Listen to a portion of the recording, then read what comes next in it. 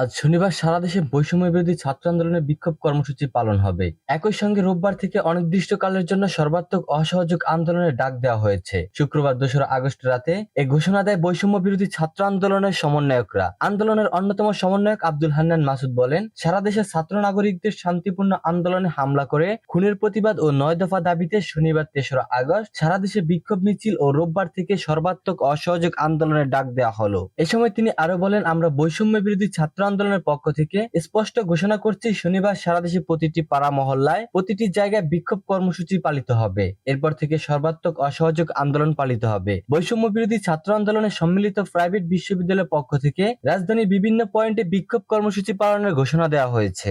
এক বিজ্ঞপ্তিতে জানানো হয়, শনিবার বেলা 11টায় বসুন্ধরা আবাসিক এলাকার পাশে যমুনা গেটে বিক্ষোভ কর্মসূচি পালন করবেন Northern North South Independent, American International State Green United International, Daffodil International, Manarat International ও University of Information Technology and Science ইউনিভার্সিটির ছাত্ররা। একই সময় ব্র্যাক, ইস্ট ওয়েস্ট ও ঢাকা ইন্টারন্যাশনাল, আহসানুল্লাহ বিজ্ঞান ও প্রযুক্তি বিশ্ববিদ্যালয়ের শিক্ষার্থীরা রামপুরা এলাকায় কর্মসূচি পালন করবেন। উত্তরা বিএনএস সেন্টারের সামনে IUBAT, BUFT, Shanta Mariam Uttara university, city university, Manarat university, রাউজি college, Uttara high school, Milestone college, trust কলেজের শিক্ষার্থীরা অবস্থান করবেন। বেসরকারি বিশ্ববিদ্যালয়ের ছাত্র শিক্ষক, বিভিন্ন স্কুল কলেজের শিক্ষার্থী, শিক্ষক ও পেশাজীবী কর্মসূচিতে অংশ নেওয়ার আহ্বান জানানো হয় বিজ্ঞপ্তিতে। কোটা সংস্কার আন্দোলনকে কেন্দ্র করে গত ১৬ জুলাই থেকে দেশের বিভিন্ন স্থানে সহিংসতার ঘটনা ঘটতে থাকে। এসব ঘটনায় সরকারের পক্ষ থেকে এখন পর্যন্ত ১৫০ জন নিহত হওয়ার তথ্য নিশ্চিত করা হয়েছে, যদিও বিভিন্ন গণমাধ্যমে এর সংখ্যা ২ শতাধিক বলে দাবি করা হচ্ছে।